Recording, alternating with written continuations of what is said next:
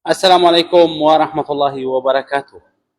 Apa yang kita boleh faham di sini atas tangkapan yang dilakukan oleh kerajaan baru Syria dan Kementerian Dalam Negeri Syria pada semalam terhadap Amjad Al-Yusuf ini? Salah seorang yang buat kes jenayah terlalu besar. Kita boleh faham di sini macam orang Arab dulu kata, tiada satu pokok yang berjaya sampai ke langit. Kau hebat macam mana sekalipun, kau kuat macam mana sekalipun, kau kaya raya ke apa ke, kau tidak akan lebih kuat daripada kuasa Allah.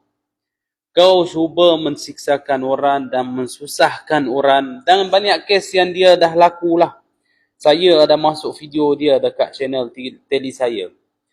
Jadi dia dah buat bukan satulah, banyak kes melanggarkan undang-undang daripada segi undang-undang negara, daripada segi kemanusiaan, apa semua kan. Pun tak iktibar dan dia tidak taubat. Dia masih mencuba untuk teruskan menyorokkan diri dan tak nak iktiraf bahawa yang dia tu dah lakukan satu kes jenayah yang terlalu besar, sekaligus dia mensusahkan seramai 40 nyawa, kan? Jadi kita jangan fikir sombong, kita jangan nak berlagak.